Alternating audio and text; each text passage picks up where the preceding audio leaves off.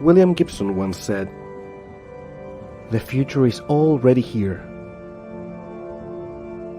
It's just not very evenly distributed."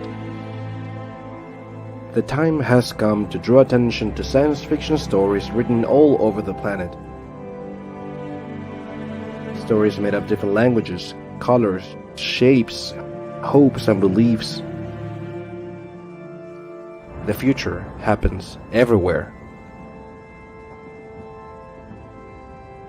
That's why we are here.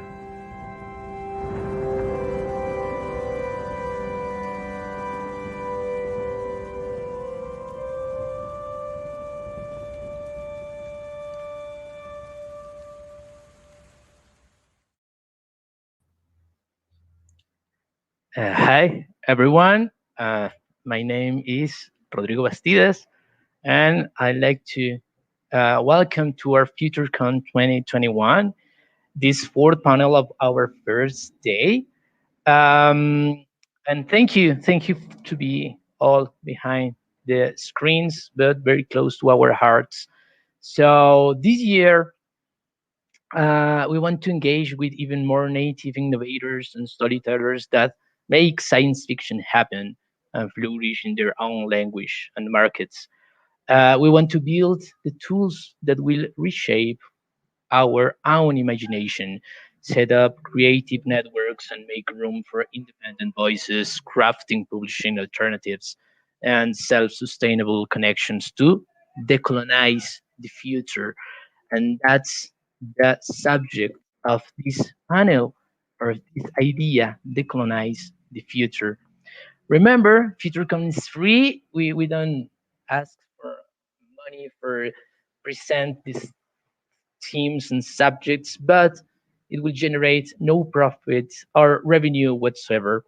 However, contributions are more than welcome to make all this happen. You can visit our webpage, www.futurecomsf.com. And at least we want to very thanks to ALCIF, the Chilean Association of Fantasy and Science Fiction, that are helping us with all the tech and with all the internet. I want to invite you that watch Future Cam and Future Talks on our YouTube channel, and follow us in Twitter and at FutureCam SF. We have Instagram. We have a channel of Discord. That all the information is in the web page, that www.futurecamsf.com. So we make the future happens everywhere. That's why we are here. So we have the fourth panel of the day, and our panel is native innovation. This panel is something like the heart of all the FutureCom 2021, and we want to present or put under one question about decolonize the present and imagine your own future. The question that writes this afternoon or whatever's be in the hour, um, is how science fiction can free the future from the forces that are steering it towards the dominant global culture. So I want to present the people who join us in this panel. I'm gonna ask everyone can make a little presentation of uh, what they think about this and the work, the bio, etc. First, we have Allison Mills from Canada and US. Hi, Allison. How are you? Hi, I'm good. Thank you. And watch a hello to everybody who's watching. I'm Allison Mills. I'm a Cree and settler writer from Canada. My people are the Chapleau Cree from Treaty 9 territory, which is kind of northern-ish Ontario, if you are familiar with Canadian geography. But I am currently living and working on Lenape territory in Philadelphia, Pennsylvania, in the United States. Okay, thank you, Allison. Also with us is Gautam Bhatia from India. Hi. Thanks Hi, for having Gautam. me here. My name is Gautam. I'm from India, presently studying in the UK, and I've been reviewing and writing nonfiction for Strange Horizons for the last 6 or 7 years, and I'm at present its coordinating editor, and I'm also a writer. My first novel, The Wall, was published by HarperCollins India last year, and the sequel, The Horizon, is due out next month. So that's where I come from and what I do. So thanks again for having me on here. Nothing to you, Gautam. With us will be also Mame, Bougouma, Diene from US and Senegal and France. It's very countries. A lot of countries in here in one person. Hi, Rodrigo. Hi, Rodrigo, and thanks to FutureCon for having me and for organizing this. Yeah, I'm Franco-Senegalese American. I was born in the U.S. My father is Senegalese. My mother is mixed race, French, French and Senegalese, and I grew up in Paris. So there you have it in a nutshell. I'm an author of speculative fiction, mostly in English, but also sometimes in French. I'm based in Brooklyn right now, and I've recently started doing some editing work with the Nigerian magazine Omenana, to try to give some visibility to the African and Afro-Caribbean francophone scene of speculative fiction, and try to diversify our futures. Okay, you also was nominated from Slatterpunk prize, right? Yeah, that came as a Okay. surprise. It was my first collection, and it landed on the Splatterpunk short list for nominations for the whole collection and for the individual story. I didn't win anything, but it was super nice to see my name up there. Thank you very much, Mami. And with us also will be Steph Truitt from Malaysia and Borneo, Australia. And okay, a lot of countries Well, also. that We doesn't have a sound lot right. of countries in one person. It's beautiful. Hi everyone, and hi Rodrigo. Thank you Uh, very much to FutureCon for this panel, for this event. It's magnificent. I'm looking forward so much to listening into every one of them. I'm trying to pick as many live ones as I can. I am a poet and a writer, particularly in science fiction. If I write any fantasy, it tends to be an accident more than anything else. Like I said, I'm from Malaysia and Borneo. I'm 1/16th Nyonya. And I grew up in Australia and Canada, and now I live in the UK, as you can tell by my accent. it's beautiful, your accent. Really, really is beautiful. It's a bit of everything. It's very chameleon, so I apologize for my accent No, now. no.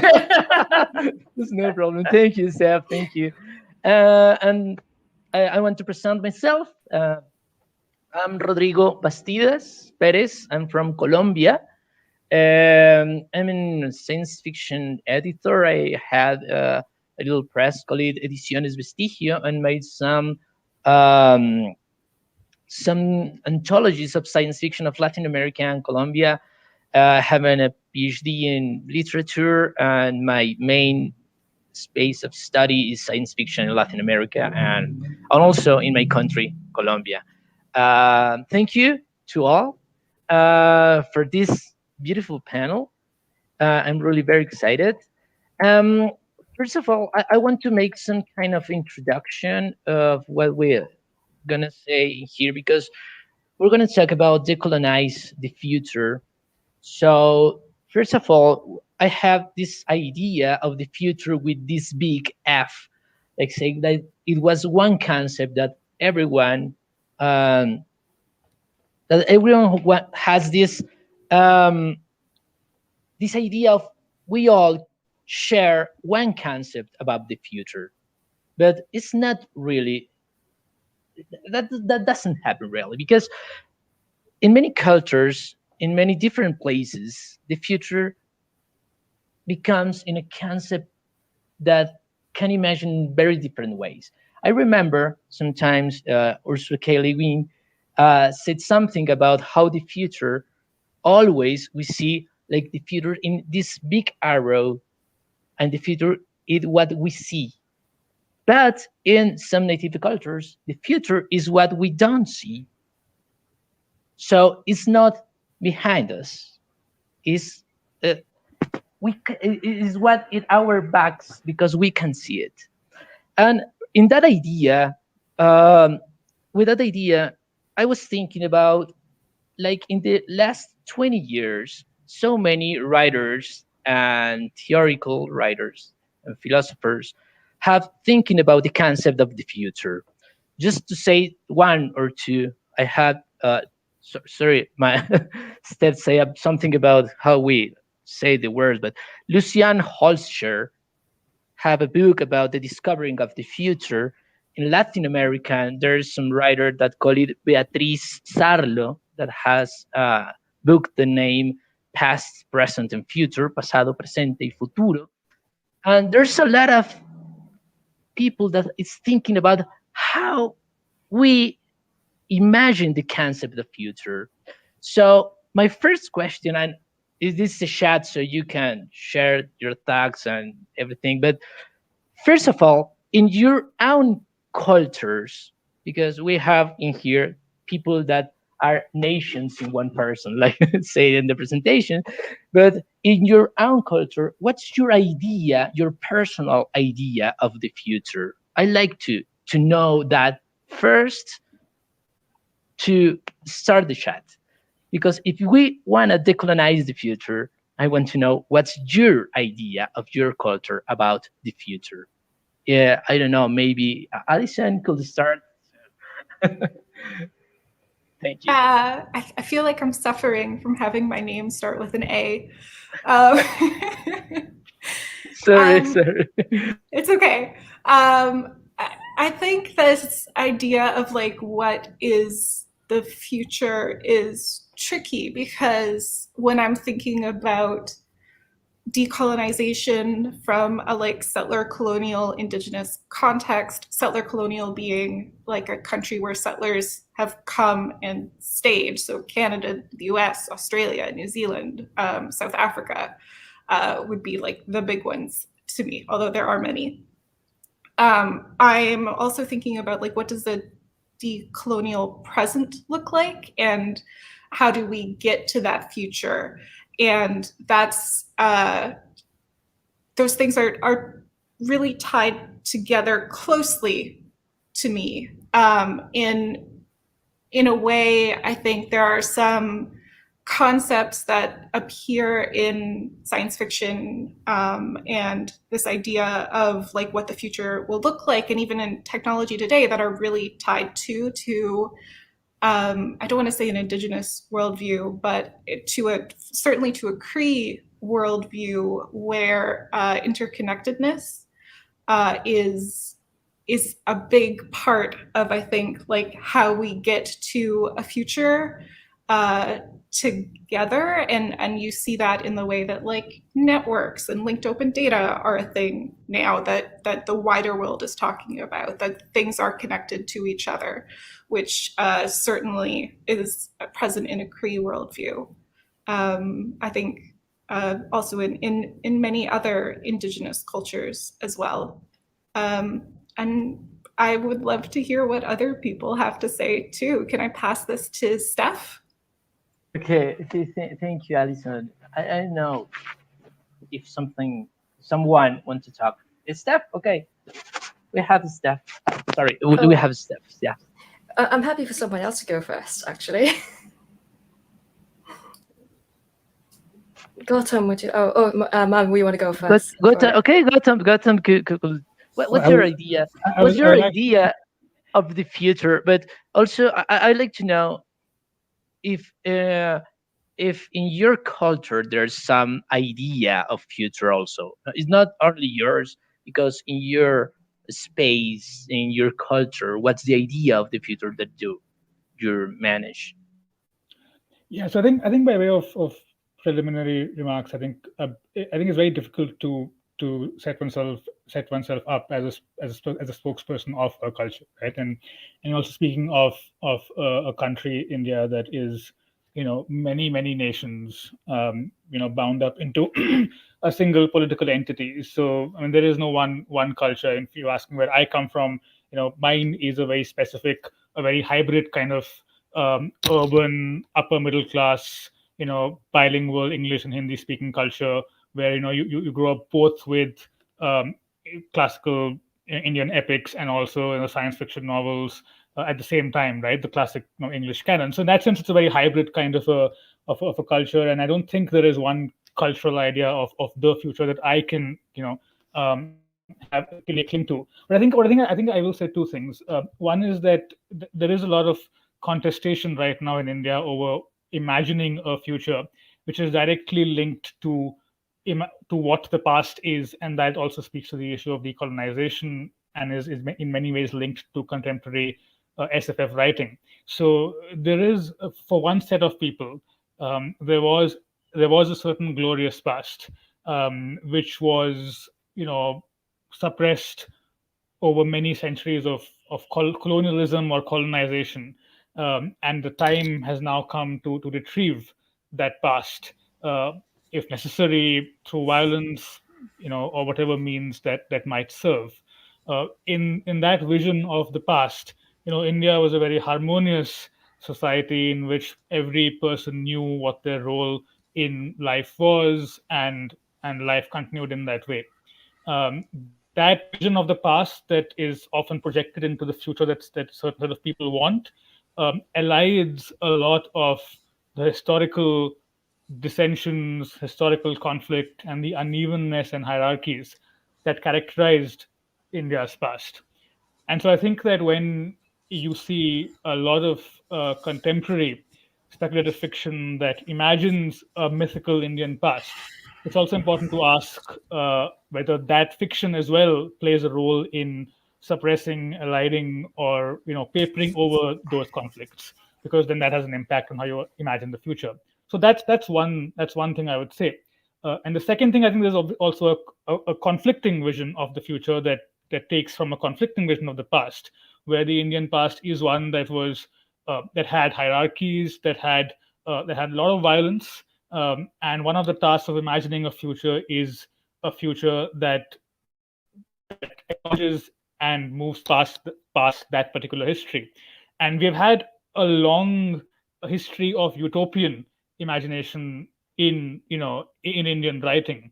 As far back as the 16th and 17th century, there were classic texts, called Begumpura, for example, by a person called Ravidas, which imagined the future utopian city, which was characterized by the fact that in that city there was no place that was off limits to anyone. And that idea has been revived in the 20th century as well by many Indian social thinkers. So that is another imagination, or another way of imagining the future, which is both utopian but also a utopia that responds to a specific legacy or history of injustice.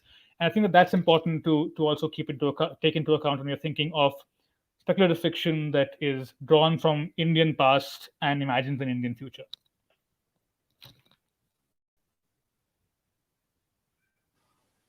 My mic all the time. I forget. It's amazing. So I asked to write and repeat the name of the book that you say to, because I was amazing, because it could be very good.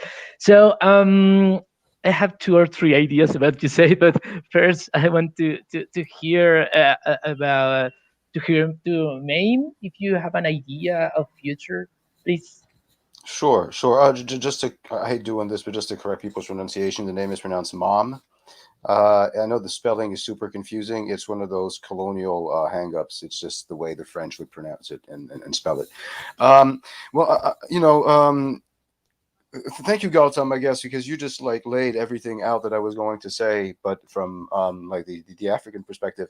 Well, first, me with the diversity of backgrounds that I have, I can't say that I can speak with any kind of authenticity necessarily to what a Senegalese perspective would be. But then again, what is a Senegalese perspective when you have a variety of different ethnic groups, different subcultures within the country, and who hold different, very, very different perspectives and understanding on the now, on the past. I can't say, I don't know if I can speak to that aspect per se, especially when you look at Senegalese and just across West Africa or even the region, how mysticism is a very big part. There's more emphasis on mysticism, on spiritual connections than there is on technology. And as so, when you start questioning what could the future look like, is it a future that embraces more of this naturalistic aspect? Is it something that bends more towards a technological aspect? It's hard to say, and I certainly wouldn't be the person to discuss that. But to me, when it comes to discussing the future, it's very hard to discuss the future without addressing the now. And I think that in many ways, the discourse on colonialism and colonization has also become an excuse to leave a lot of issues within our societies unaddressed. And just for instance, to give a very real example, we can talk about the transatlantic slave trade until the cows come home. But there was also slavery in Africa itself. Those slaves became a subcaste of domestic servants. And when an African leader fails at anything, it's easy to say, hey, but look at what the French did, or that's because the British did that to us. And you tend to have this immediate gut reaction from people, which is like, yeah, boot the colonizer, which really doesn't go any way into addressing what the issue very well might be in the moment, the issue of corruption with the politics.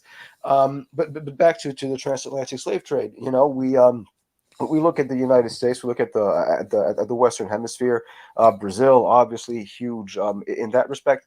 And Brazil is a country with its own problems. But if you look at the United States, a slave descendant in the United States can rise up to the presidency. A slave descendant in Senegal, who's always been in Senegal for centuries and who is not a slave today, can't even be mayor.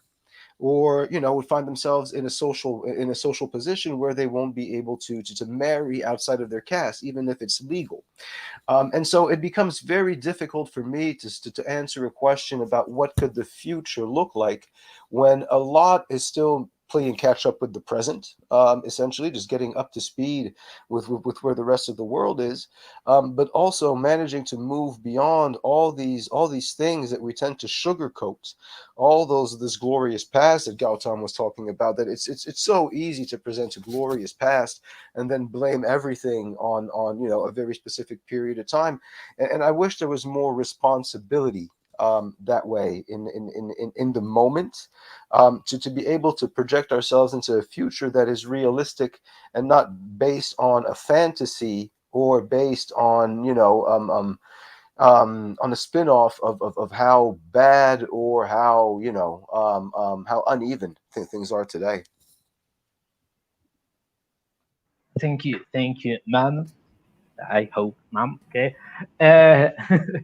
Thank you. And last but not least, we have Steph. I'd like to know your idea of future. And I have a lot of things. Again, if sorry, my mic. If you want to say something about the things that other people said, you can say. This is some kind of open mic discussion. So thank you so much. I want to thank everyone else so far who've actually said all the things I want to say. So actually, I have very little to add in this particular context, because exactly that. As somebody who is kind of like the diaspora to the nth degree, I don't feel like I can ever talk about any culture that I have been part of as a pure representation. It wouldn't be fair, because my experience of it is so different, and I'm speaking from a privileged position as well. So I feel like that it is, it would be a very limited viewpoint that I can divulge. It would almost, be an extension of my own privilege that I'm probably also blind to. And what Mom has said earlier is so true, that if that gives you any indication of how difficult it is to imagine the future, and now I'm harking back to my childhood that I spent in Malaysia and Borneo. And obviously, if you don't know where it is on the map, if you know where orangutans come from, that's where I'm from. And all the whole stuff about palm oil, that's also where I come from. And seen the landscape change of the last, just in my own lifetime, and I'm not that old. If it gives me an indication of how things have changed just in my lifetime, I grew up without running hot water. And we were using coal to cook, because we were, my family came from, educated peasants, if you like. We were not a merchant class. And so all these things are in my memory. And so to imagine the future is actually extremely difficult without piggybacking on the narratives that have been given to us by the colonialists. And for that, we have many. We have been, I don't know, I won't list them. But so you see why it's difficult to imagine the future and why it's almost so easy to give in to the dominant culture, as Francesco likes to talk about. I like to put it that way. It's because we haven't got our own. And there are many immigrants from different tribes that have come from China, from also from India, from different areas. And a lot of the stories that we have are not written down. And so we don't have our own stories. I've been spending some time trying to look up the sort of local indigenous stories of the local peoples, but the stories of the immigrants are very few and far between, and it's really difficult to get hold of. And so I feel like we almost have to start from sort of a blank sheet. I'm just starting to just like get my own father to write down what he remembers so that I have a story to tell. And that's where we're coming from, if that makes any sense at all. So like I said, it's difficult to imagine the future. It's a lot easier and lazier, to be honest with you, to piggyback on narratives that are given to us. I'm very surprised. I don't know. Maybe Cristina Jurado said one thing in the chat that said maybe we can start speaking about many futures and not just one. And I thought that this is one idea of how many futures can be imagined from the present, like Mame say. But from all these things that you talk about, I'm gonna put some concept in here, like there's a concept of this philosopher called it Mark Fisher that call it the lost futures. So there's so many futures that is not really happen because it takes some past, some maybe glorious or no so glorious past, let's say Gautam, but take past, and from that past imagine so many futures.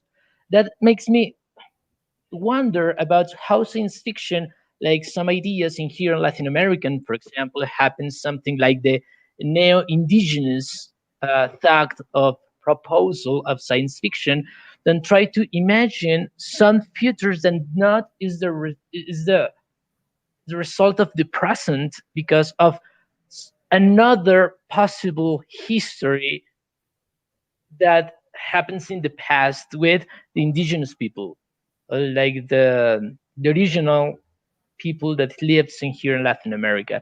So how can that could be, and that's a question really that anyone can answer, decolonize the future, taking these ideas of a lost past that all we can saw in our cultures or in our countries, or no? Is one way to imagine the decolonize the future on science fiction?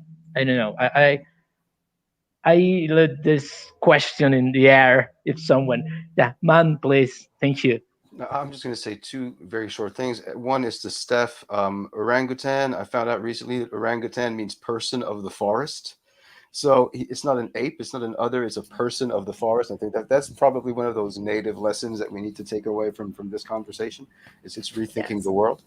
But just, and this is more like not it's not a spin like necessarily on what I'm thinking, but more of what you just said, Rodrigo, about the future. And it just reminded me of I was reading Sub-Commander Marcos's book a couple of years ago, and he was talking about Wotan Zapata and the spirituality behind the Zapatista movement, and he insists, and that was something that really stayed with me. Is he said, the call of Wotan Zapata, we're not answering a call from the past, we're answering a call from the future. To make it happen through the actualization and realization of a Mayan indigenous tradition and culture, and really giving it the value and place that it should have. So it was more of a reflection on what you just said, Rodrigo, than anything of my own. But I thought it's a beautiful image. Thank you. Thank you for this. I thought that Comandante Marcos is a very good word to say in here. This is very useful for our thinking in the future. Thank you, ma'am. So, anyone else? I thought this in what say about Gotham about this glorious past. Is possible make science fiction taking this kind of glorious past and taking to another way, Gotham, or what do you No, think? Or I what do think you read also? Yeah, and I think that's a really good point. Mark Fisher, I think is a good example here. This whole what he says is that we're always haunted by the futures that couldn't happen or that were blocked off, right? And so when you were talking about this, there were actually two things that immediately came to my mind. They're not connected with a far glorious past, but are more contemporary. But I think really serve to provide an example of the things you've said. So the first is that I read this recently. I can't quite recall where, but when France was decolonizing in mid 20th century, for a while there were proposals. There were proposals that ultimately, of course, completely failed. But there were proposals about how the former colonies could enter into basically a federated union on equal terms with France, in a way that you would have like this kind of entity that where constituent units are politically, socially equal, and that was viewed as a way of getting past that legacy of colonialism. Of course, finally it didn't happen for reasons that we are all aware of, but that was one possible future or one possible indication of the where the future might have been, that didn't come to pass. And the second thing that I immediately thought of was in the 1970s. There was an attempt to formulate an economic ordering of countries from the global south that would in many ways be placed in opposition to the emerging neoliberal consensus that was driven by the World Bank and other similar institutions. And that entire history is discussed in this book called The Globalists by Quinn Slobodian, and ultimately it also failed. And so those are two things I thought, because you often look at far future speculative fiction. At the very basic level, you have Star Trek, with its idea of course, the United Federation of planets in the post-scarcity, post-money economy. You have other similar attempts like the Strugatsky brothers' Noon universe that also envisages this kind of a society. And you think about how at various points in our actual history there were those germs or those seeds of those ideas that have some kind of a genealogical connection with the kinds of post-scarcity, post-state futures imagined in very popular cultural productions like Star Trek and somewhat lesser known books like the Strugatsky brothers. But you do actually have genuine attempts in our own histories that were at least there were seeds and it didn't happen. But so I think in that sense we can draw lessons from those kinds of initiatives, those kinds of pasts, and use them to vault over Fisher's insight that we are always haunted by the futures that it didn't happen. So those were those futures that speculative fiction, I think, is such a good terrain to excavate, explore, and see what might have been and what might be. Oh, thanks. Thanks. I'm really surprised about all the ideas that has this panel. Really, thank you. So to make some, Allison, do you think that I loved your idea about the connections and the networks that you were thinking about. So there's something about you can talk about this connection of these networks, but with this ancient knowledge or these another histories that can make with this last past that we can talk. Well, I think I want to be careful about the idea of like a lost past, because I think that it is not necessarily lost. It's maybe not talked about. I also, in addition to being a writer, am an archivist. And so I am thinking about history in terms of histories a lot of the time. And I think that that very closely mirrors what some of the other panelists have been saying, and also this idea of like multiple possible futures, and in some cases like lost futures and lost histories as well. Because I think it always really depends on the point of view that you are talking about. So if we're talking about a lost history, I think that that is just maybe a history that has been overwritten by like this kind of dominant imperial Western colonial idea of what has happened. And in many ways, when we're thinking about the future, I think that that shows up in the way that we think about what is possible, and in some of this, like what we have been saying about, oh, it's hard to imagine what a decolonial future looks like, because what does a decolonial present look like in a lot of places where that imperialist culture is so dominant and domineering. But I think in science fiction, you get pushback against that too. So for a very long time, many science fiction stories were stories that glorified colonization. So that, you know, you went to an alien planet and you took it over, and, you know, you had to lead the indigenous peoples and show them like the one true way in a very like Last of the Mohicans, but with aliens kind of way. So like Avatar,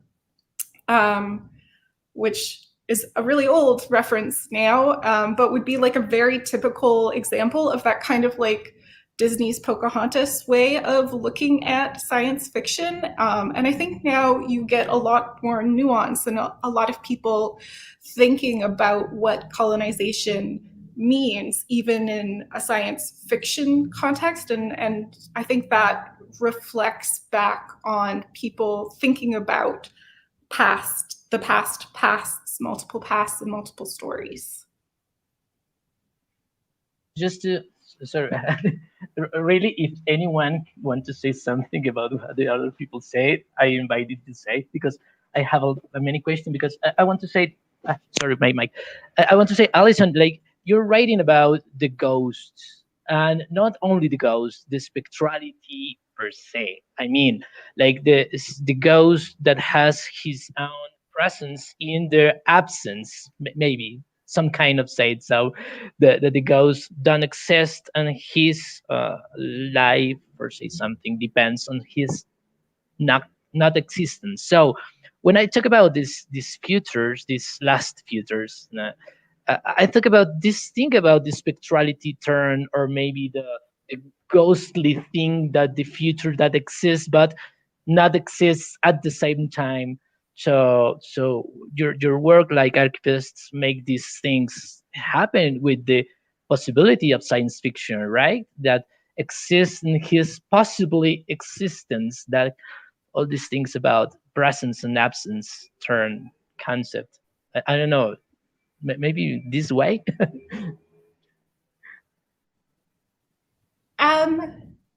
Yeah, I think that's a really interesting way of thinking about it, because yeah, I write about ghosts and spooky stuff for the most part.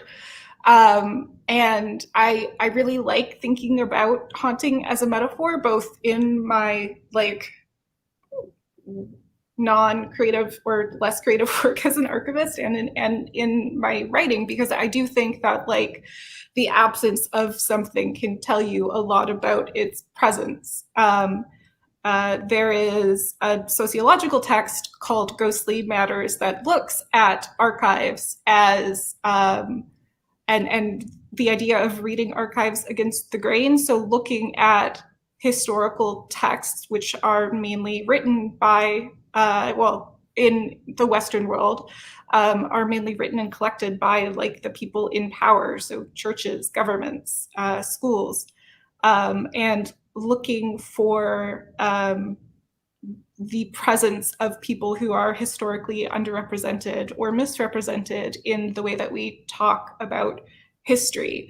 And I do think that when you're thinking about the future and how do we imagine the future, that is a place where you can see like the pieces that haven't been touched on by looking at what has been said. Thank you, Allison. So, Steph, if you want to do something about this idea of the other future that works on the path, the seeds on the past. It's funny because so the present of the place where I was born has definitely many futures, and I'll talk about one example if you like, and this can be as much a metaphor as it is something that's been going on for the last 40 years, and I'm not kidding. The place where my grandmother was born is in the central part of Borneo, where you can only get to by boat. You can't get there until, actually, I want to say 2 years ago. I haven't checked the date. After something like 40, 50 years, they finally had a road. And to them, the road was the future. And to sort of, I still have family there. And this concept of the world being left behind because you don't have a road out. And I sometimes think about that as a metaphor for sort of, I guess, the right array of futures of where we are. Is the concept of the future is just progress. It is very vague, it's very nebulous. It tends to be, and it's a very difficult thing to put into a narrative, into a story, because you almost have to explain what things are, and they tend to be very complex. And so the concept of progress is literally better than what we have now. And so everything is defined by the present. And when you say kind of lost futures, it is the sense that only when you have something you can compare to, then you can decide that, okay, that's what I want to be. And so I don't think, certainly where I was born, it is not that visible. I think the closest place we have in comparison is a place like Singapore, which is so far advanced. And if you look into how Singapore is put together, they have done very little wrong in, I would say, in terms of governance. You find quite a lot of things that have gone right. And so I guess that is one way you can think of sort of an untalked about or a lost past is generally trying to get the next step forward and be better than yesterday.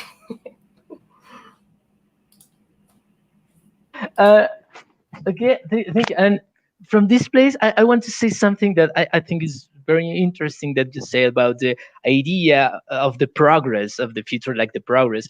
And it happens one thing in my country, in Colombia, and it starts some campaign for president.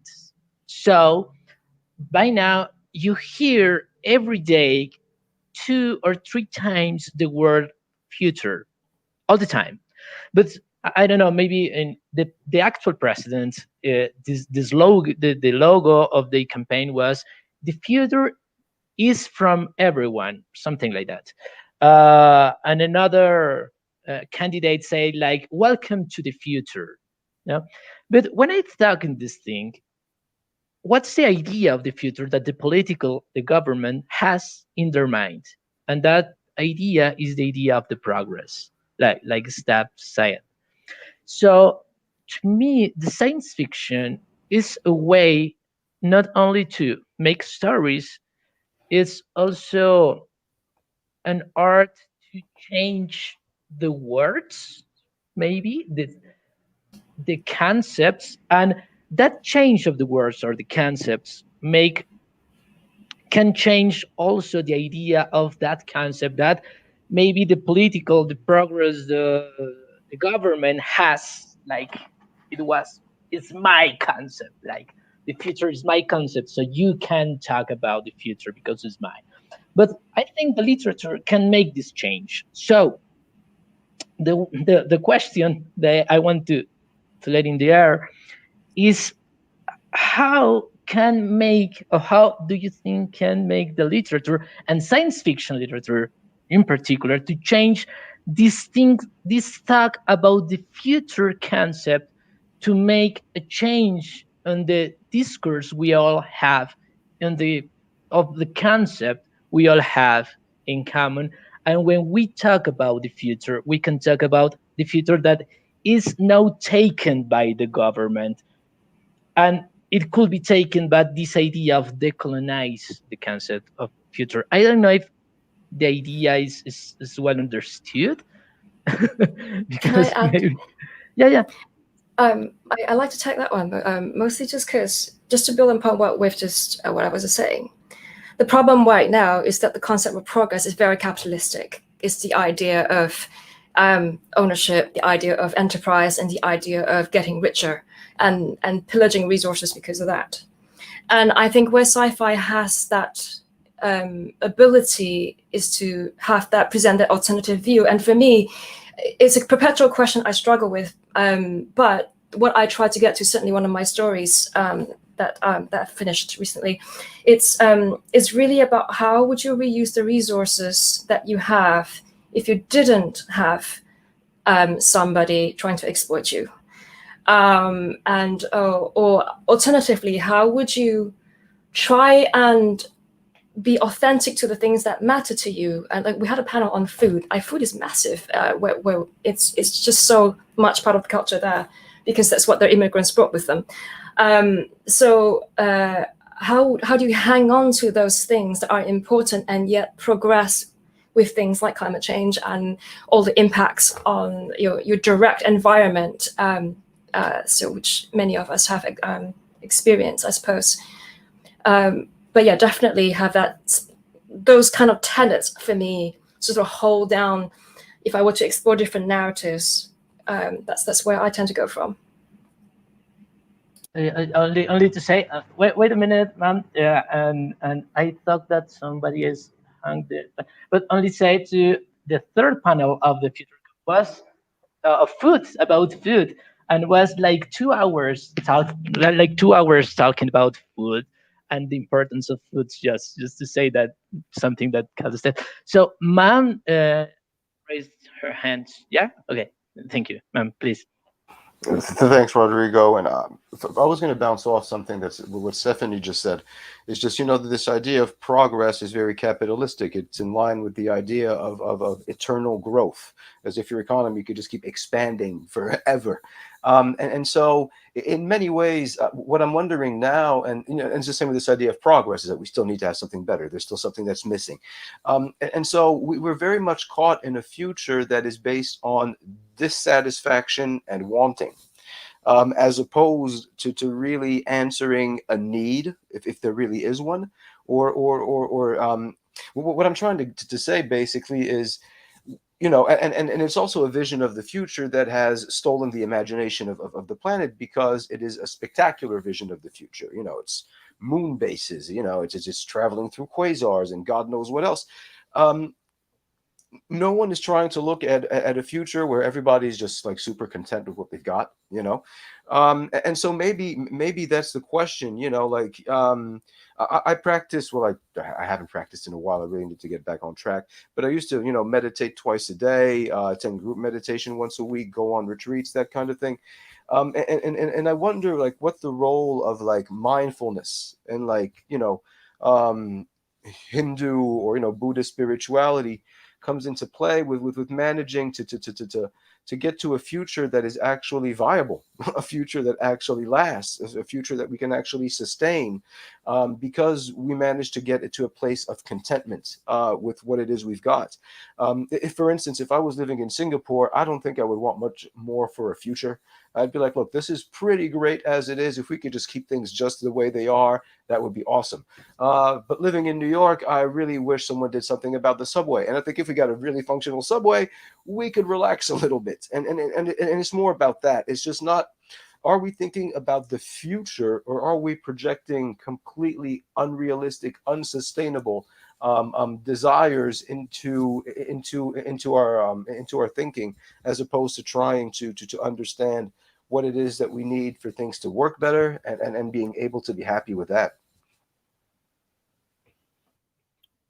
Thank you, ma'am. It's this idea of the stall imagination makes me blow my mind, really. This it's scary, but it's the thing that you have to say to change the thing. Somebody else put their hands, but I don't see who. If Allison or Gautam. Sorry, I can see Allison. Thank you. Yeah, kind of building off both what Mame said and what Steph said. Like, when I think about like Chapleau, where the Chapleau Cree Reservation is, I'm thinking about like it would be great if people could use their cell phones when they're on reserve, because right now, or at least the last time I was there, which it's been a couple of years now, there's no cell phone connectivity, and so like the idea of future is a lot of people's present. Also, like for many First Nations in Canada, it's clean water and like constant electricity and food that is affordable. And I think when I spoke at the beginning about the idea of interconnectedness and thinking about that in the future, it's less that like more Western idea of like this perfect utopia where everyone is like everyone has everything all the time in a very capitalistic way, and more like understanding that people rely on other people, and we rely on like keeping the earth and the climate healthy so that we can continue to live here. And so there is caretaking that we need to do as people who are beings who are living on the earth. And so when I think about like what a nice future would look like that is the kind of thing that I'm picturing, and not this like, ooh, fun. I mean, I do like fun space exploration stuff, but that's not like my what is a near future that I would like idea. Thank you, Allison. It's okay. Thank you. Gautam, I don't know if you want to say something about this idea of the stole of imagination. I can't get out of my mind this idea of they stole our imagination. We want to take it back 2 hours through science fiction. Sorry, Gautam. Yeah, no, I mean, I want to, I build upon the discussion about the idea of the future being predicated on infinite growth. That's of course unsustainable, but also perhaps just complicated a little bit. I think one recent example of a book that tries to do this is Becky Chambers' Sound for the Wild Built, which imagines a world that is post-climate catastrophe, and it's a world that has basically realized that the logic of growth, is perilous, and therefore there are like strict limits. Half the moon is for human habitation, the other half is strictly not for human habitation, and in many other ways the logic of it's basically a degrowth world in certain ways, which is something you hear quite a lot these days. And so in one way that gives us this alternative, an alternative imagination of a future that is not predicated upon the capitalism's inner drive to grow, which is a problem. So on one level it's great, and that's the future that we want to get to. But I think that it sometimes gets a little more complicated, because if you juxtapose that novel, say, or put it in conversation with many of the debates that are going on, say, in Latin American countries right now with extractivism, right? So on the one hand, you have arguments being made by indigenous societies, groups, peoples, that the mining that you are doing is actually on our land, and this is not the burden that we should be expected to bear. And even when it's not on anyone's land, it's still environmentally destructive, right? So there are separate arguments as well. So on the one hand, you have those arguments, and on the other hand, you have the argument that comes from the government, and these governments are now nominally leftist governments, right? Like they've often come to power on the backs of popular movements, and their argument is that historically these resources were under the control of kleptocrats, and all the resources. The reason why we are poor right now is because of the fact that the wealth from all these resources was basically taken out of the country or in the hands of a few. and the only way in which we can lift people out of poverty, and the only way that we can actually get to a point where everyone has access to a decent life, is by exploiting these resources through extractivism. And that's the only way it's possible, given that we are still locked into the global market. And so we may say that we don't want the logic of growth, but we still can't defect from the global market. And so what other option do we have? And that often leads to conflicts and issues that when you look at them, they become quite difficult to really think through and think about. So I think that it depends a lot on where you come from. So in certain contexts, it's easy to say that degrowth is the way to go forward, because the human species can't survive on this logic of perpetual growth, and so we have to kind of put a stop to it. But again, just like the whole idea of the future being unevenly distributed, how then do you answer people who say that in the context that where we come from, without a model based on a certain kind of growth, we're still going to be locked in a situation where many people don't have access to the basic requirement of a decent life. So I think that again, when speculative fiction or science fiction addresses things like the climate catastrophe, the climate crisis, and imagines worlds that go beyond that, I think it's still important to have those complexities in mind, and not think about solutions themselves as being uniformly applicable. Wow, it's a tough thing that you say, Gautam. I don't know if anyone wants to say something about Gautam, because I think that it's a very complex thing to think about. Yeah, and anyone, or can I say something? Okay, sorry, but I have this idea of there's some kind of, I'm from Latin American, so when happens the discovery of Latin America, it happens one thing about the colonization, and what that was the time. In here we have a different time, a different way to see the time, so a different way to see the future. But when the Spanish came here, give us the time to make the extraction that you talk about. That's a very good question, Francesco. So I'm gonna make it right now. But when he make the extraction, they put us in the global market, that we have to take the time of the, I don't know, British clock to all the things that extract from Latin America goes on time to the UK. So one thing I think about it is that the time is one tool of colonization. The time that, for example, put us in a global market. So I thought that maybe is that way you can talk about that different ideas of time, of future, of globalization, of market.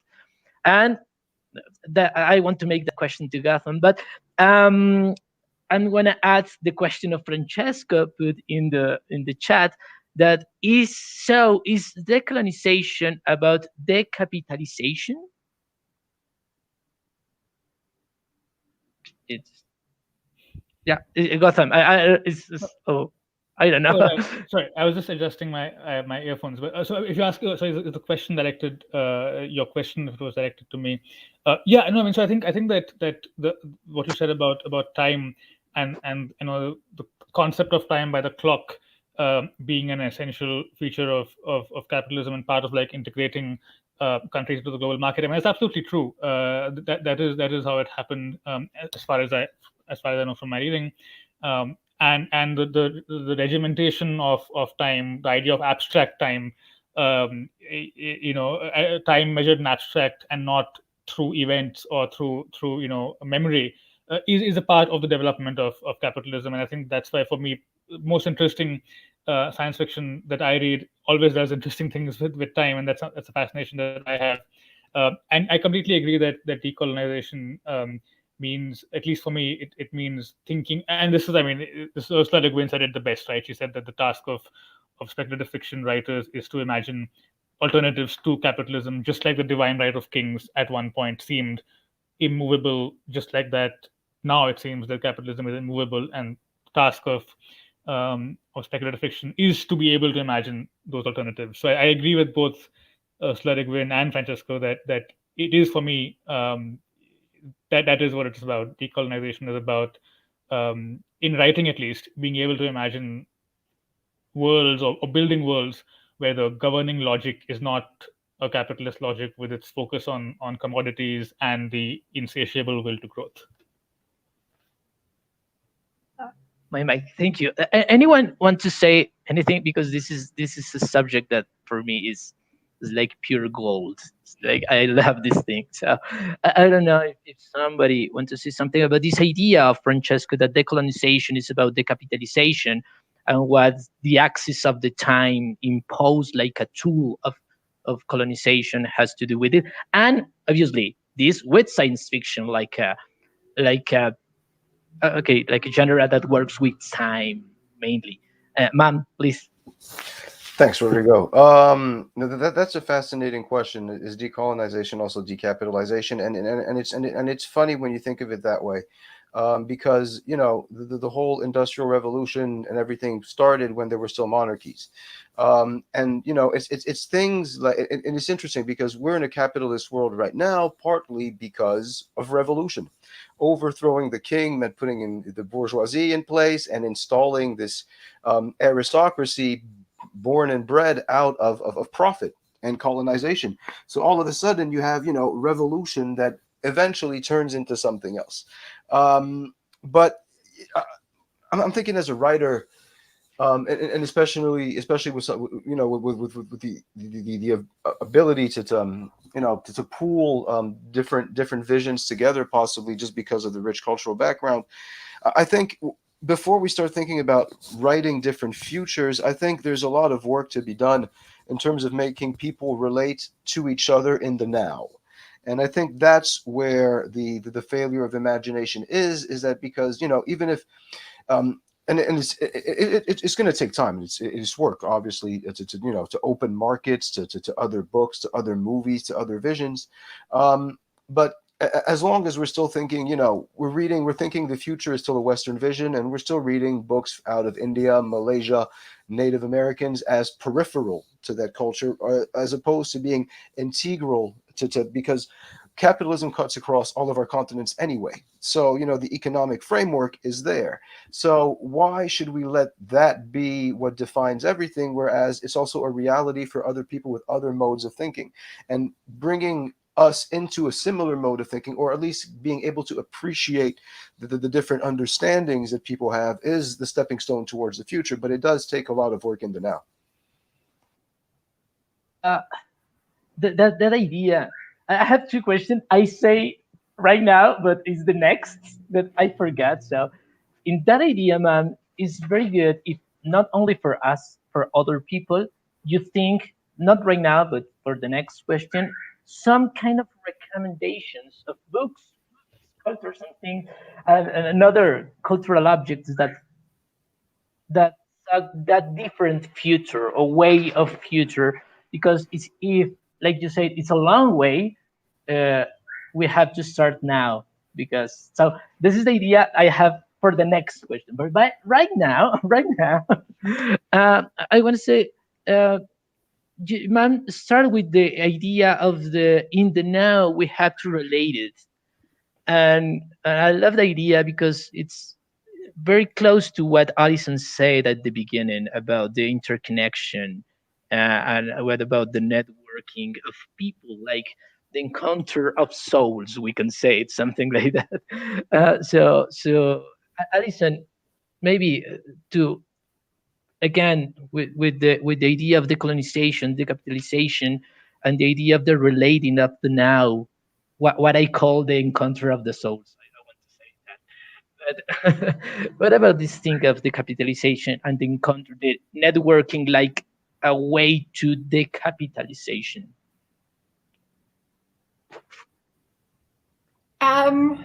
I don't. It's tricky. I mean, to me, I think it is. I don't want to say like the humanization, because I think focusing on humanity is also kind of narrow-minded, but that like being able to see people as people and to, as was just said, to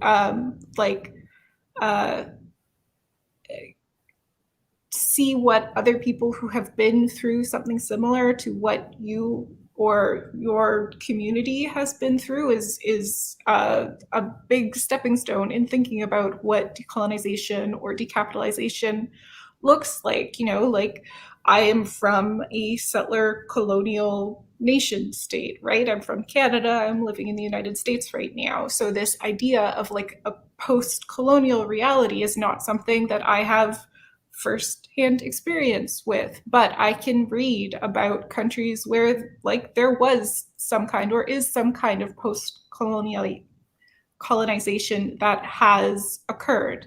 And that is like a power of stories and a power of interconnectedness with other people and other cultures and communities. And one of the reasons that like something like this is so great, being able to hear voices that you are not necessarily aware of, and to find books and references that you have not necessarily encountered before. Thank you, Allison. So, unless for this round of questions, but again, think about these books or movies or cultural objects that can think about other kinds of futures that Mame said in one moment. Steph, I want to end with the Steph and this idea of decolonization, decapitalization, but also the relationship between cultures that said Allison. Goodness me. Short answer is yes, but with some nuance. Like I said, the reason is I get into massive debates with people about palm oil. Just as how, because yes, this is a leftover hangover of the land that was prior to being palm oil was rubber plants, and prior to that was probably something else. Prior to that was just logged to death. And so you can't, this whole engine of using land as a commodity, especially sort of in Southeast Asia, where you're thinking of, is very much a byproduct of a capitalistic society.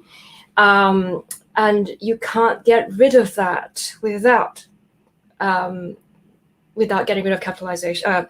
But however, it is also at the moment what gives people the sense of livelihood. And so the problem is massively complex. It's not just about an economic model. It's about how do you replace, how do you give people the sense of identity back that is not related to something that they're being exploited for? That is the complexity that we're having to deal with in order to actually arrive at a future that is sustainable. Because we're not talking about just sustainable in terms of economics. We're talking about sustainable in terms of the individual identity of the person doing the work, the community that they're part of, and sort of the greater society around that. So I hope that makes sense. So it's not just removing this thing and it will all magically, be good. Actually, it probably won't. It probably would be very, very messy. So yeah, there's a lot of, I don't know. If I had the answer, I probably wouldn't be sitting here. I would be doing something else. no, of course. This idea of the you can remove like magic thing. We can do it in fiction, maybe. We can remove some things about the world and say, but it's a very, like you say, tricky thing. So okay. I wouldn't even do it in fiction though, because to some degree, like I feel like we ought to be responsible authors in that way. Like it feels this has been done by the people who have colonized us, by removing stuff, by removing the complexity around it. Yeah. I feel like we have responsibilities as authors to actually address this complexity and not be afraid to do so. Yeah. Well, it's very okay. It's been a long way, so I want to close the panel with the things, and thank you for all the things that you're saying. But the first one is that you can recommend lectures or your own work that we can read and that make some questions about this thing of decolonizing the future.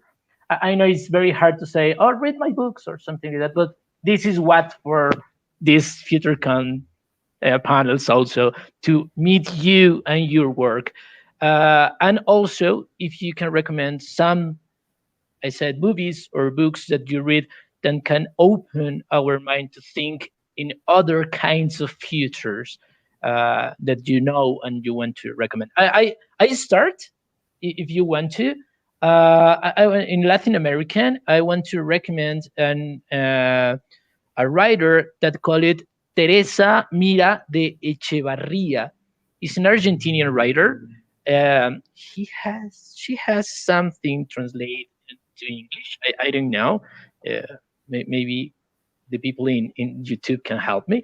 But I will write in the chat. You can read it. And she thinks about other futures, thinking about the indigenous people in here in Latin American, and has a lot of short stories and novels.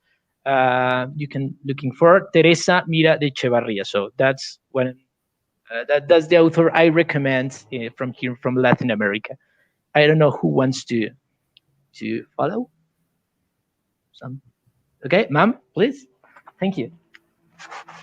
And I'm just gonna recommend 3 books.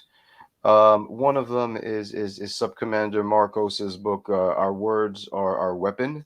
It's basically a collection of essays on what is revolution, what is Votan Zapata, what is the spirit behind it, and I think it's a very important book in terms of understanding the struggle to decolonize not just the country but also the mind, and so that's really super important. Another book that I found really interesting in a super provocative kind of way, and those are mostly books of nonfiction. It's called hold on, I can't remember exactly. It's the African like the African tendency for self-destruction. I would have to find the title. It's written by a South African. That's a huge title. The Africans are. Can you repeat? It's the African philosophy, the African philosophy of self-destruction, and it's basically a very critical look at like a lot of Southern African principles and values that are presented, such as Ubuntu and others. And it's looking at the flip side of it in terms of societal control, what it means in terms of trying to embrace a universal while to constrain the individual into a pocket. But it's also one of those books that could also come out of a place like South Africa, where you're going to have a large African population confronted with Western ideas. Don't take it all at face value, but I thought it was a very, very, I know I saw the title and I was like, yeah, I'm going to buy this. And the third book I was thinking, I actually have it here. It's something that I picked up at a bar in Bay Ridge last year. That's the American Indian Myth and Legends. I find that these kind of works are super, super important because they give you such insight and perspective on people's culture and people's understanding of the world. And also because those are all foundational. They become super, super. I don't want to say definitive because obviously culture is something that always evolves. But by reading this, I feel like I've got more insight on Native American. I have more understanding of Native Americans than I had before, plain and simple. And through all the movies and all the blah blah and all the Americana, that just kind of drowned that culture into like the one very. The archetypes that we've kept of Native Americans tend to be just the militaristic ones. It's Geronimo, it's the Shinhook, it's but this has really taught me something. Like I've discovered a new world thanks to reading that. So that would be my last and final recommendation. But ma'am, you can also please recommend one of your works. Please, just do it. Wow. The people are. Yeah, it's very hard, I know, but. Oh well, I've got a collection of reprints coming out from it's a spin-off of the Dominion anthology. So I would probably say read The Satellite Charmer that's in Dominion. honestly, I'm really surprised it even got published and got such good reviews. I was just like, this is a clunky, horrible piece of work that I never want to see again.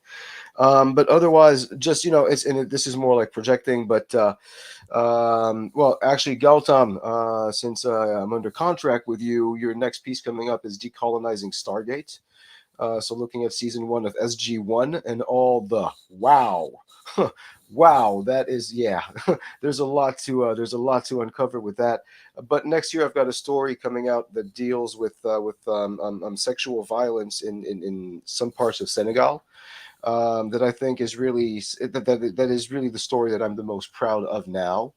And it's coming out next year. It's called The Soul of Small Places. So whenever that comes out, I think that's something I would like to see what the feedback is. Thank you and congratulations for your next book. It's very good to hear that one author is proud of his book and say that is the one. It's fabulous to hear that. Thank you, man. I don't know. Allison maybe can recommend something and talk about. Sure. I'm going to recommend a couple of authors in general. They're both Indigenous authors who live in Canada. Cherie Demoline is Métis. She wrote The Marrow Thieves and Empire of Wild. Might be an Empire of Wild, but I think it's just Empire of Wild. And Eden Robinson wrote the Trickster series, Son of a Trickster, and Monkey Beach. And both of their writing draws on their culture and connects it to the present in a way that I think makes indigeneity present in a way that like doesn't exist, and our cultures present in a way that doesn't exist in a lot of literature, sort of as Mame was saying. And then more generally, there is an anthology that is a few years old now. I think it might be almost a decade old now, but it's called Walking the Clouds. And it is a collection of Indigenous science fiction that I think is a really good introduction to getting into like what Indigenous speculative fiction writers are thinking about and doing, even though it's a little older. For a more recent or an upcoming kind of collection of Indigenous writers working together, I am editing the October issue of Apex Magazine, which is an Indigenous futurists issue. And the stories that are in that issue, I think, are all really great. And I would really encourage people to check them out when they start coming out next month. This slowly converts in a panel of news of publications. These congratulations for the anthology. In the next month, Allison? Okay, thank you. Gautam, do you have a recommendation? A recommendation of books or movies or whatever, and your work, obviously. Yeah, sure. So in nonfiction, I would recommend Frederick Jameson's Archaeologies of the Future, which I think is just a fantastic. It's a fantastic scholarly work that really deals with the many different ways in which writers and others have imagined utopias in response to the injustices that we see around us. And as a bonus, it extensively talks about Ursula Le Guin, and you can't really go wrong talking about Ursula Le Guin. So I would recommend in nonfiction, I would recommend that one.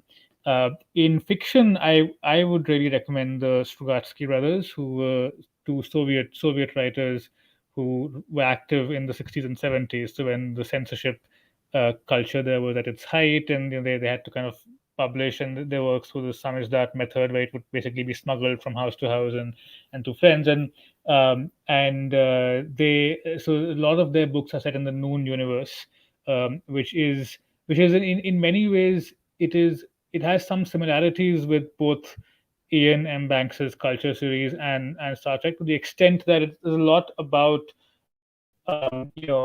even what society has achieved, the kind of post capitalism, post money, post state form, then and what happens after that. So, but it has its own very distinctive flavor, and so I would recommend those. I think I don't know how much I read anymore, but Tarkovsky's movie Stalker is based on Strugatsky novel. So although that one isn't a Noon Universe novel, but there are others. So I would, in fact, the one really good one I'd say is a novel called Hard to Be a God, which I think is a very good one. So as in fiction, I would recommend their works, and a lot of it has been republished in the SF Masterworks series, so they're pretty easily available now, I think. As far as own work goes, I just have one thing out so far in my writing life, which is this duology. The first book, The Wall, was published last year. Second book, the sequel, The Horizon, is due next month, and it's set in a far future city that's completely surrounded by a wall, and therefore a semi-closed economic and social system inside it. So that's what I have out right now. Thank you. What a prolific team. Everything has something for the next month or for the next year. Thank you. Steph, I would like to hear your recommendation and about your work. Thank you. Yeah, I racking my brains a little bit for, but the books that I have been reading more recently that I felt like maybe have an implication of help me like imagine, actually, firstly, be optimistic, and secondly, given me sort of like things like this isn't exactly how it's going to happen, so I'm going to write that. Yaru, let me just get the names out here. Yanis Varoufakis' Another Now, for if you want to imagine a different world financially, is a very interesting place to start. I think he's over optimistic, but and also he's gotten into trouble recently on Twitter, as far as I know. But that said, that book is interesting. The other one that I would recommend is Rutger Bergman's Utopia for Reals. I can't read a lot of nonfiction, and just that has a lot of good historical accounts into different parts of the world that went right. I could have gone right. It's been a while since I read it now, so it's a bit back of my mind. Let's see, the other, so those are the two sort of big, I almost like, I read fiction quite a lot, but the ones that I do remember are the nonfiction books. So my work, I've got a story coming out in an anthology by World River Press. I think it's coming out in January. It's a cyberpunk collection of fairy tales. So my story in there is the Pan-Asian sort of rewrite of the Pan-Asian. I guess it's really a fable, a legend of the rabbit in the moon. I have a poem right now that is actually in an exhibition in a climate action and visual culture project by University of Huddersfield. So that is a sort of a poem, but illustrated in video on climate change. And that actually is a very interesting virtual exhibition if you want to check it out and look up for it. It's you get to see quite a lot of other artists exhibiting their views on climate change and how to talk about climate action. So it's really, really interesting exhibition there. I think that's really all I have to share. Sorry, there's a way to see the exhibition some way online or something. Yeah, I'll just climate action and visual culture, University of Huddersfield. It's linked from there. It might just take a little while to say. There's a tiny little link there, but you can see the exhibition live. It's actually pretty interesting, like to see a virtual exhibition. Yeah, it's very strange because when you say exhibition, I thought that was in some place.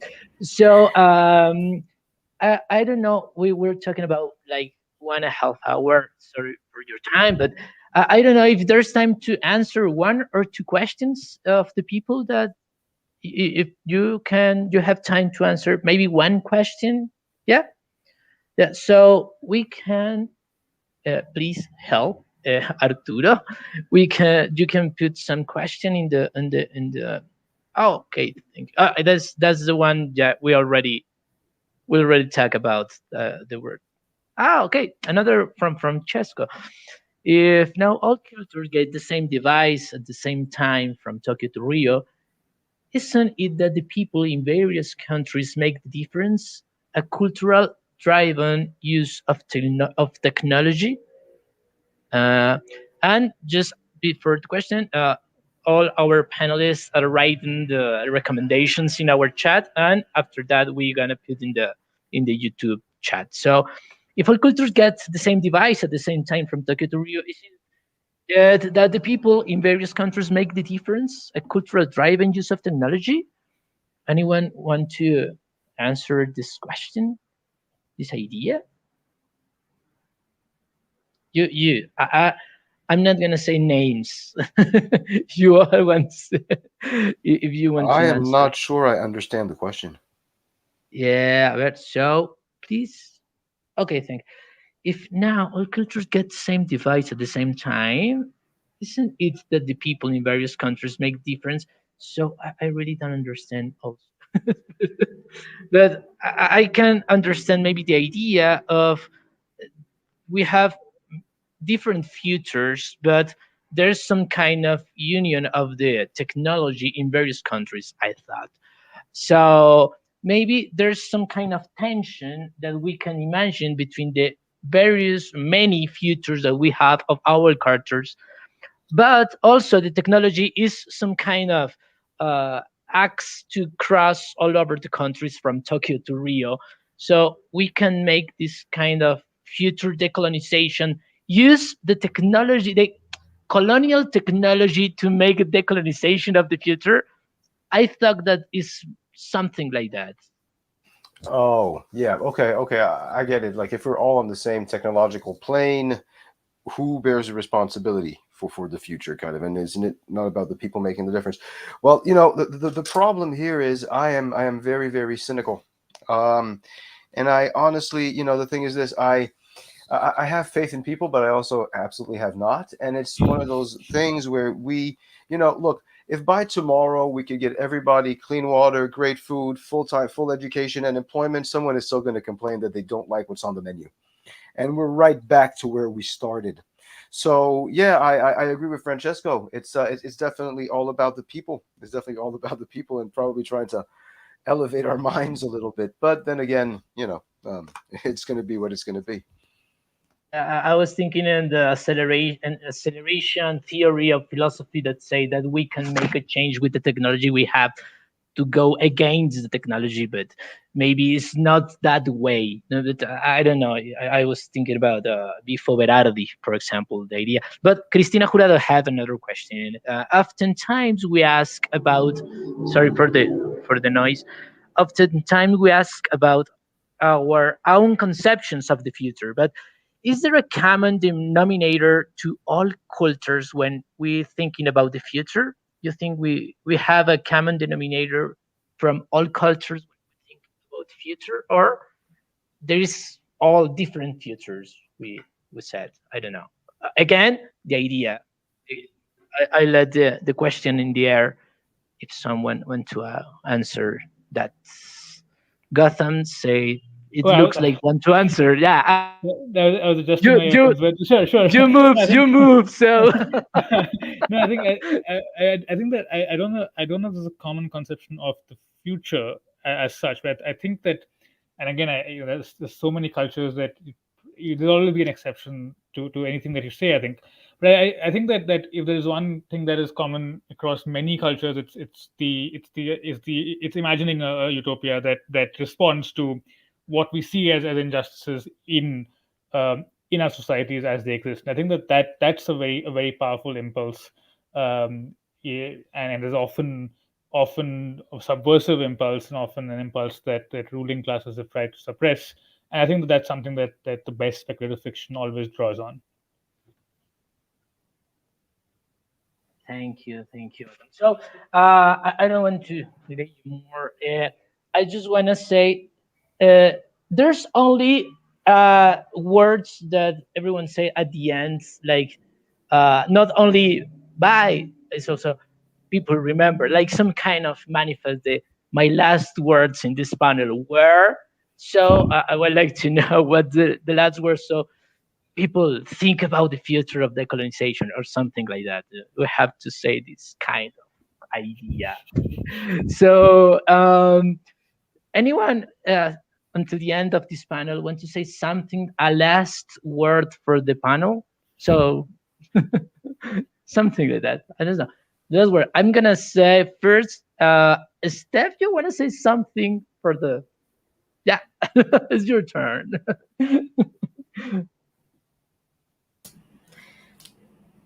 The future is tomorrow. Okay, thank you, Steph. It's really nice. Allison, maybe Allison, you wanna? No, a last words. I don't know. I think the future is imagining otherwise. Okay, thank you. Gautam.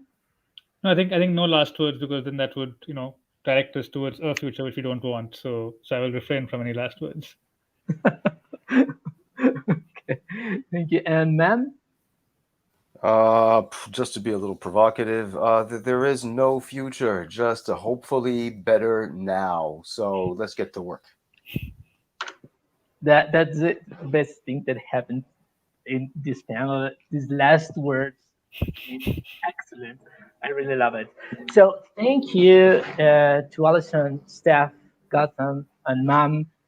It's really an honor to me talk with you and know what you're thinking and hear your words and share this space with you, with all you. Thank you, really an honor. Thank you to FutureCom and all the people that staying here in YouTube. And again, for Michael, I have his document. Again, sorry. Again, thank you to all people. And we have 3, 4, 5 September FutureCom. This is our last panel bit. Tomorrow we have another panels. And don't forget to visit our page to all the panels, see all the panels and all the people we're talking about, www.futurecomsf.com. And FutureCom is free. It would generate no profit or revenue whatsoever. However, contributions are more than welcome. And you can follow us on Twitter and Instagram. And we have a Discord channel in the page. www.futurecomsf.com is all our information. Thank you again, Steph and Allison and Gautam and Mame. And thanks to be part of FutureCom 2021. Thank you all the people in here. And bye. See you. And thank you. I'm really appreciate all your words. Thank you. Bye. Thank you. Bye. Thank you. Bye.